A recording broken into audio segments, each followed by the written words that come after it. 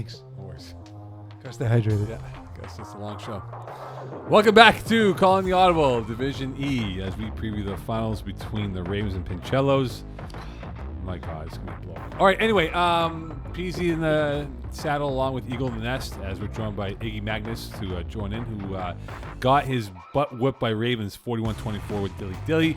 He was probably targeted a bunch of times and didn't catch the ball. Yes. I would imagine, right? Yeah. Like earlier in the season when he had like 13 targets and he only caught like two Six passes. of them. Six?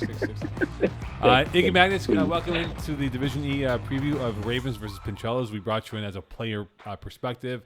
We have Peeze, who is the Div E writer, the expert of this whole process. So let's dive into it, gentlemen. We got Ravens, Pincellos. I start with you, Peeze. Surprised by this matchup, or is Yeah, absolutely. Because you have a blue blood, right? You have Ravens. It's Alabama making the national championship. It's actually if Clemson and Alabama had a baby together, they go on to the national championship. And then what was that fake school? Bishop Sycamore. Bishop Sycamore is taking them on. Maybe they got someone from Abilene Christian to fill in, but that's about it. Like Jocelyn Calix is probably from Abilene Christian, and the rest of the team is Bishop Sycamore. All right, so Magnets, are you? Well, I mean, obviously you played Ravens, so they beat your butts. But was this a final that you expected to see Ravens against Pincellos minus Dilly Dilly? No. From I'd say about halfway through the season, I saw whether it was Ravens or Dilly Dilly coming out of Conference B, but either a Green Means Go or a Suicide Squad coming out of Conference A. So, yeah, sure, a little surprised from Pincellos, but again, kudos to them for coming out. So let's look at the Ravens then. I'll start with you, Iggy. Is there a weakness within this Ravens team, either on offense or defense? If there is one, Mo, it's a razor small, thin one, and I don't have it for you. They have size, they have speed. Mathieu, it's Joel throwing the ball. He's releasing and getting that ball out real quick. Our rusher, Max Ledoux, just said he was pretty much ineffective in the game. He's just slinging the ball there, and on offense and on defense, they're just some towering and fast guys. So not many weaknesses, not one that I know of. So Peeze, for Pincellos, what is their strength that could be the difference maker on why they could beat the Ravens on Sunday? Well, what their strength will need to be is prayer. But it is Sunday. It's true. There you go. But honestly, the defense is impressive, as well as Vince Romano has played. All jokes aside, 18 touchdowns, 2 interceptions in the playoffs. That's a great run. On defense, Jocelyn Calix has intercepted 6 passes. You know what I mean? And we've seen solid tackling from guys like Mike Appa along the way. They're just a team that plays solid defense, and we saw that on the game of the week. It was the best example of that, how they were able to disrupt routes from Dave Allen. And to Iggy's point, Joel Hood throws a lot of timing concepts. The ball's out of hand really quickly. So if they can do the same kind of thing and just disrupt the timing, they play very aggressively.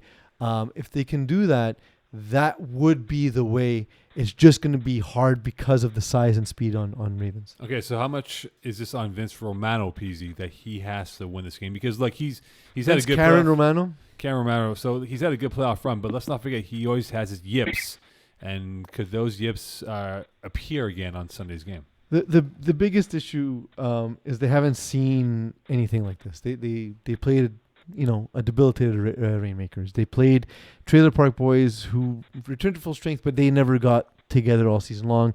V-Town is athletic but inexperienced. Ravens are guys who, Matthew Hill coming in with just the knowledge of playing in Division B, Division 2. Did he even play Division 1 yet?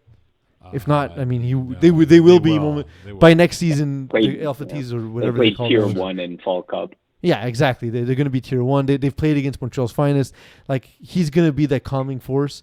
I remember when the Raptors won the NBA championship, one of the things they said was the big difference in the playoffs was having that presence of a guy who'd already been in the finals, saying like, okay, no, you gotta calm down. This game's good. It's longer than you think it is, and that's a lot of what I think he brings to that team, as well as just his size and speed and all that. All right, so Iggy, when you look at the Ravens right now, you mentioned that it's razor thin of their lack of weakness right now that they have on the roster. But can the Ravens beat Pincellos if this is a low-scoring game? Because we know the Ravens love to wing it and sling it for points.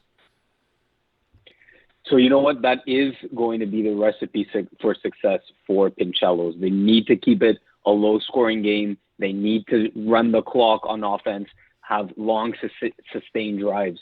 That is going to be their success. Ravens, we did see, you know what? Now that I think of it, a moment of weakness against the Orioles. 3 interceptions, and you know what? The Orioles had a chance with 5 plays remaining in the game to actually win the game. So if they can, if Pincellos, Jocelyn Kalitz on the defensive side of the ball can come up with 1 or even 2 interceptions and turnovers for Pincellos, that's going to be the key to success. Keep it low scoring, force some turnovers, and long sustained drives on offense. So essentially, in both of you guys, I'll ask the same question now. Mm-hmm.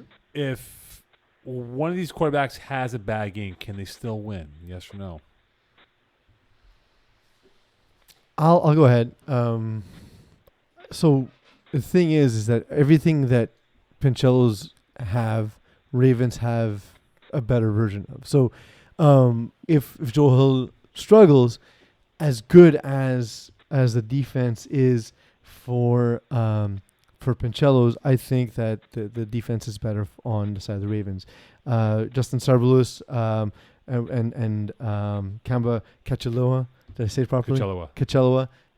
I need the pronunciation guide for the finals. It's really hard. And Donovan Martell, the guy doesn't even get a lot of former Miguel Redmond. Oh, Redbird, I beg your pardon. Who, Donovan Martell? In Kachiloa. Oh, okay, Kachiloa, yeah. I was saying Donovan Martell is not a guy who came into the season with sort of like a lot of credentials, but he's a guy who's done a lot of different things for them. And so I think that if we see struggles from Joel Hill, it'll probably be struggles we saw early in the season where just the ball's coming out too hard because of some of the nerves. If that thing happens, then I think that the defense is just a little bit stronger than that of Pincellos, so I think the Ravens will still be fine. All right, Iggs, you got the last call on this one here. Yeah, I agree with Peeze. Joalul has the luxury of making 1, maybe 2 mistakes that their other players can make up for it. Getting the ball in the hands of, like Pete said, Justin Sarlabus. He's a really speedster guy. Yeah. He's a danger. Yeah. When his cross, once he gets the ball off of his crossing routes, he can take it the distance. So just playmakers like that, Mathieu Hull, give me him 1-on-1 against anyone against Pincello. So they have playmakers on more than just the quarterback position. So I'll leave with this gentleman here. So Pincellos have played 13 games this season. 10 out of 13, they've given up 20 points or less in a game. So their defense could be their insurance policy in trying to win this matchup against Ravens. All right, it is now time for the drum roll of the week. Yeah, drum roll of the week. All right, so we'll make our picks now. Iggy Magnus, go ahead. Who do you have winning this game? And score, please. Yeah, I have the Ravens coming out on top, 36, Pincellos 20. All right, Eagle? I think Ravens dominate this game. I'm going to go with a 42-18. Okay. I'll go. You make your pick in your article, right? So yeah, I'll make my pick in my article. Okay, so I'll make my pick. Ravens take the soul of Pincellos, and they win this game here. Jesus. 46-20. Shadow Realm. All right. You gave them more extra points than I did, basically. Yeah, pretty much. All right. Iggy, thank you so much, sir. The Division E finals will go this Sunday at 6 p.m. at Lachine. Ravens Pincellos. Some didn't think this would happen, but here we are. We got the two teams here vying for the Division E title on Sunday. Peeze, who's joining you in the booth? Joining me in the booth for Division E will be Iggy Magnets. That's why he's here today. He knows the division well. He's played it as well. I'll be doing play-by-play because it's a terrible thing that I don't wish on anybody, and he gets to do the fun job of being exciting. Iggy, you get to pop your cherry this Sunday. How excited are you? How terrified are you? Be gentle with me, Eagle. That's all I'll say. No He worries, won't we be. will. He'll be screaming. I'll be constantly. screaming at you, Yeah. guaranteed. Iggy, talking to Mike. What? Mike. Who's Mike? Mike? Mike? Mike who? Mike Romano? No, idiots. All right, Iggs, thanks so much, brother. We'll see you Sunday for the finals. Be good. Yeah, dude. And it should be a good one this All Sunday, right, 6 thanks, p.m. Ravens, Pincellos. It'll be Peasy and Iggy Magnets on the call.